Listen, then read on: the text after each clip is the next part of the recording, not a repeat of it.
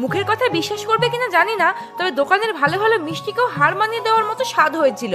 Hello বন্ধুরা, কিছুদিন থেকে গোকুল পিঠা খেতে খুব ইচ্ছে করছিল। সেদিন অফিস যাওয়ার আগে মাকে বললাম, অফিস থেকে ফিরতেই দেখি গোকুল পিঠার আয়োজন শুরু হয়ে গেছে। মা আর কাকিমণি দুজন মিলেই আয়োজনে একদম ব্যস্ত। প্রথমেই মা জল দিয়ে ময়দা মেখে নিচ্ছিল, খুব ভালো করে গুলে নিয়ে কিছুক্ষণ রাখা ছিল। ওদিকে কাকিমণি পিঠার রস বানিয়ে নিয়েছিল। বাড়ির গরুর দুধের চাছি দিয়েই কিন্তু আজকে পিঠা বানানো হয়েছিল। সেই চাছি দিয়ে তারপর ছোট ছোট চাকতি বানিয়ে নেওয়া হলো। এরপর সেগুলোকে গোলা ময়দায় চুবিয়ে গরম তেলে ছেড়ে দিয়ে ভালো করে ভেজে নেওয়া হলো। ততক্ষণে আমার আর তর্স হয়েছে না, রসে চোবানোর আগেই মনে হচ্ছিল দু তিনটে খেয়ে নিই। যাই হোক, শেষে ভাজা গোকুল পিঠাগুলোকে রসে চোবানো হলো।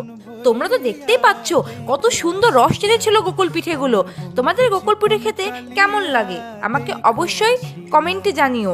আবার দেখা হবে পরের ভিডিওতে। ভালো থেকো সবাই, বাই।